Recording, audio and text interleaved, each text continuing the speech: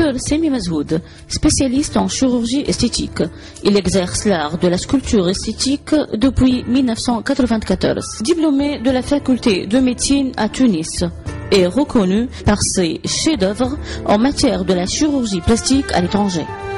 La plus célèbre, la plus médiatisée, c'était la fameuse intervention du pilote japonais Kenjiro Shinozuka, rallye Paris-Dakar 2003. Dr Mazoud, une adresse sûre pour un look exceptionnel.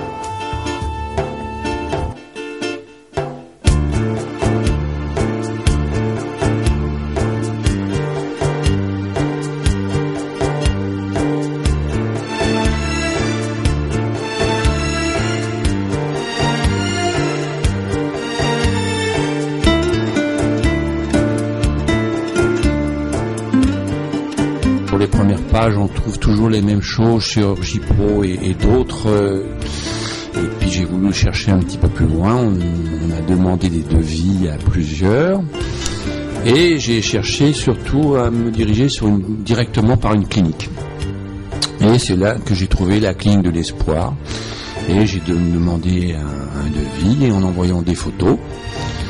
Et ces photos de face, de profil, ont été consultées par le docteur Mazoud, qui m'a répondu gentiment par un mail dans les 48 heures, pour me dire ce qu'il en pensait, ce qu'il pensait faire. Et ce qui correspondait totalement au même principe que l'on a en France, c'est-à-dire consultation, donc supplément de consultation, même opération, et avec exactement les mêmes soins qu'on pourrait avoir en France. À ce sujet-là, maintenant, à l'arrivée en Tunisie, et vous êtes accueillis, quelqu'un vous attend à l'avion, on vous emmène à la clinique, et la clinique n'a rien à envier des cliniques de France.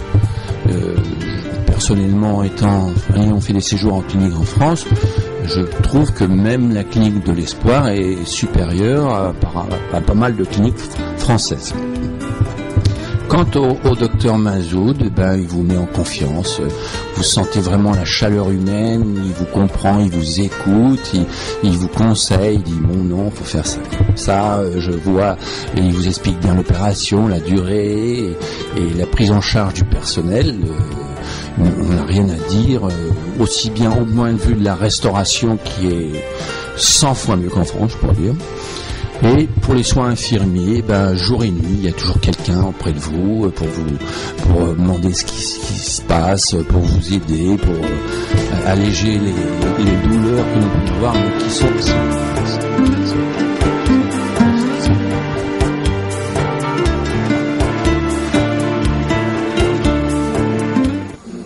La chirurgie plastique comprend deux volets, la chirurgie esthétique à proprement parler et la chirurgie réparatrice. Alors la chirurgie réparatrice va consister à réparer quelque chose qui était normal et qui, soit à la suite d'un accident, à la suite d'une brûlure, à la suite d'une chirurgie ou par l'existence d'une malformation congénitale, est devenu anormal. Et donc là, on va réparer et pour lui donner un aspect normal. Tandis que la chirurgie esthétique à proprement parler, dans ce cas, on va avoir à améliorer quelque chose qui, à la base, est déjà anormal. Mais c'est pour aller dans le sens d'une amélioration, pour affiner, pour régulariser, pour sécuriser, etc.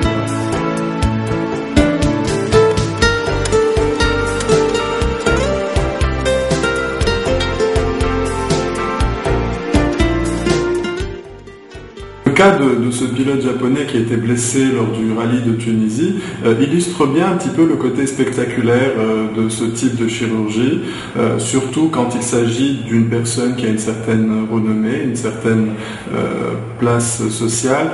C'est sûr que là les choses prennent encore plus d'importance, connaissant l'importance de l'aspect physique dans notre société.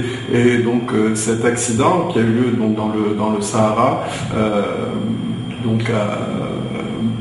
a fait que ce pilote japonais a eu des blessures importantes au niveau du visage et les organisateurs avaient quand même le choix de le faire traiter en Europe, de le transférer en Europe pour le faire traiter, mais finalement, connaissant le niveau de la médecine en Tunisie ont préféré le faire traiter localement, ce qui a été fait avec un très bon résultat, puisqu'aujourd'hui les séquelles sont vraiment minimes vu la gravité de l'accident initial.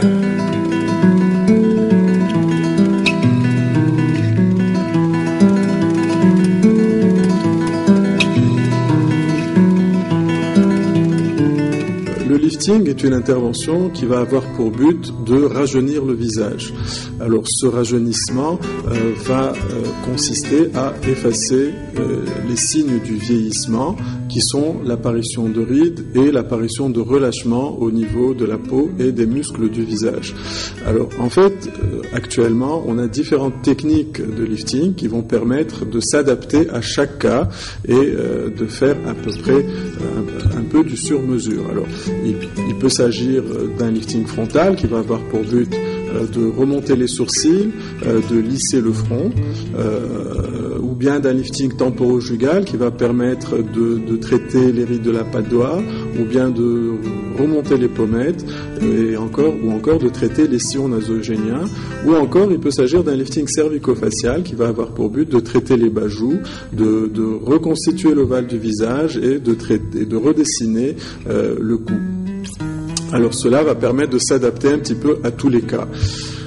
Alors, par rapport à l'âge, en fait, il n'y a pas vraiment d'âge de lifting. Il faut qu'il y ait des signes qui nécessitent cette chirurgie et bien sûr une demande du patient ou de la patiente. Mais l'âge n'a pas vraiment une réelle importance dans la chose. Il est sûr cependant que un lifting, s'il est fait chez une personne qui a gardé une peau qui a une certaine...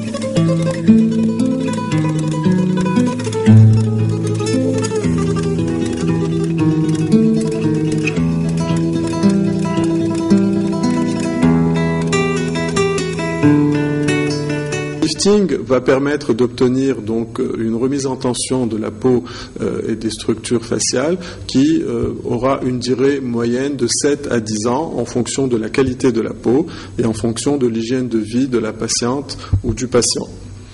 Alors, dans certains cas, quand le relâchement est très léger, on peut avoir recours à ce qu'on appelle un mini-lifting, qui est une technique qui est un petit peu moins poussée que la technique classique de lifting et qui va permettre de répondre à des demandes où le relâchement est vraiment pas très important, où le relâchement est à un stade, disons, relativement précoce.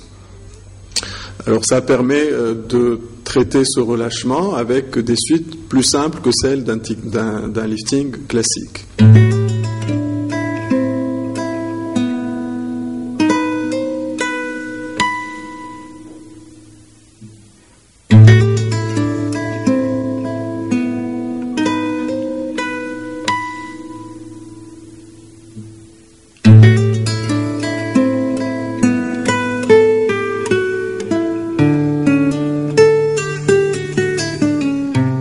De la poitrine peut consister à diminuer le volume de la poitrine quand ce volume est trop important, ou l'augmenter quand il est insuffisant, ou encore remonter la poitrine quand elle a eu tendance avec le temps à s'affaisser, à se ptoser.